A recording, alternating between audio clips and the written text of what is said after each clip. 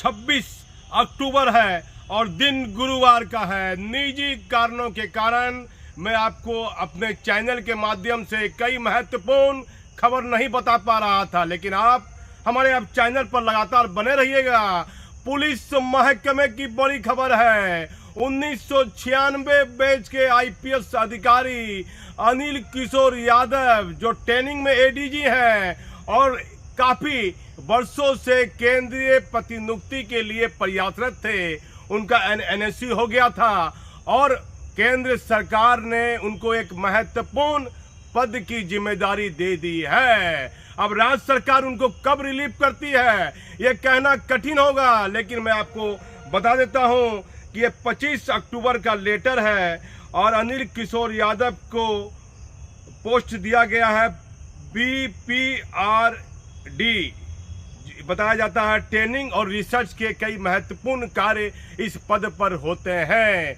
केंद्र सरकार ने एक महत्वपूर्ण पद 1996 बैच के आईपीएस अधिकारी अनिल किशोर यादव को दिया है। मैं अनिल किशोर यादव की चर्चा कर देता हूं।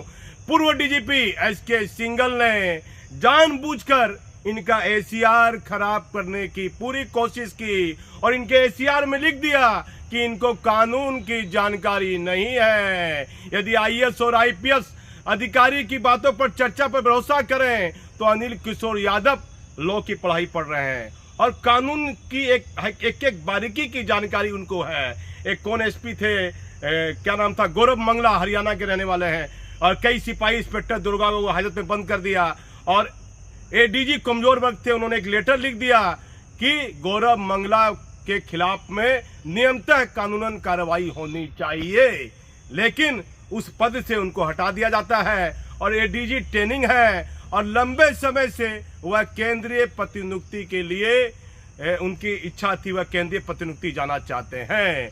लेकिन राज्य सरकार के मुखिया नीतीश कुमार को ध्यान देना होगा कि आखिर ये स्थितियां क्यों बन रही है। वर्तमान डीजीपी आरएस भट्टी, जो 1990 बैच के आईपीएस अधिकारी हैं, उनके पदभार ग्रहण करने के बाद कई एडीजी रैंक के पदाधिकारियों को पुलिस मुख्यालय में अपने काम करने में क्या परेशानियों का सामना करना पड़ रहा है। बताया जाता है कि एडीजी हेडक्वार्टर है जितेंद्र सिंह गंगवार, उनसे कोई काम सिर्फ प्रेस वार्ता कहा जाता है।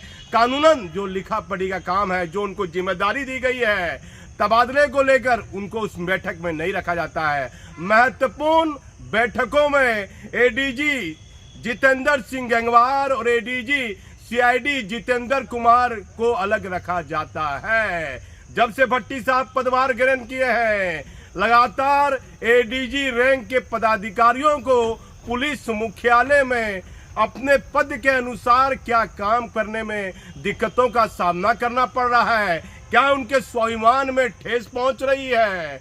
बिहार सरकार के मुखिया नीतीश कुमार को ध्यान देना होगा कि एक आईपीएस अधिकारी का भी स्वाभिमान होता है। आखिर किन परिस्थितियों में बताया जाता है कि एक आईपीएस अधिकारी, दुर्गा पूजा चल रहा है, मैं आ जाता हूं दूसरी खबर पर। दुर्गा पूजा चल रहा है और दुर्गा पूजा के दौरान कई महत्वपूर्ण विसर्जन का कार्य भागलपुर में बेहतर तरीके से हुआ और एक मूर्ति जो काफी लेट से उठी है, बताया जाता है शहरी क्षेत्र में प्रशासनिक आला अधिकारियों के निर्देश का अनुपालन मूर्ति विसर्जन के सदस्यों ने पूजा समिति के लोगों ने नहीं किया है और काफी मूर्ति विसर्जन होने के बाद उन्होंने प्रतिमा मां दुर्गा की उठाई और नियम और कानून को ताक पर रखने के बाद मूर्ति का विसर्जन किया। लेकिन भागलपुर में सही समय पर नियमानुकूल मूर्ति विसर्जन हो गया। लेकिन मैं फिर महत्वपूर्ण खबर पर चला आता हूं। अनिल किशोर यादव, जो काफी चर्चित आईपीएस अधिकारी हैं, आरबीजी मलाल, वह भी केंद्रीय प्रतिनियुक्ति के लिए उनको भी एनओसी मिल गया है। बताया जाता है कि एडीजी सीआईडी जितेंद्र कुमार, जिनको कई महत्वपूर्ण बैठकों से अलग रखा जा रहा है, वह भी केंद्रीय प्रतिनियुक्ति जाना चाहते हैं। कई महत्वपूर्ण खबर है, लेकिन मैं कुछ दिनों के बाद खबर बनाता कुछ निजी कारणों के कारण, लेकिन ये लेटर, ये आदेश हमारे पास, हमारे चैनल के पास आ गया, जिसकी वजह से मुझे ये महत्वपूर्ण खबर बनानी पड़ रही है। लेकिन आप हमारे चैनल पर अब लगातार बने रहिएगा। 10 महीने के दौरान बिहार के डीजीपी ने कहां कहां उनके कार्यों में कमी देखी जा रही है और उनके पदभार ग्रहण करने के बाद किन किन बिंदुओं की चर्चा हो रही है, राज्य सरकार को ध्यान देना होगा। आप हमारे चैनल पर बने रहिए। मैं भागलपुर से दीपक नौरंगी।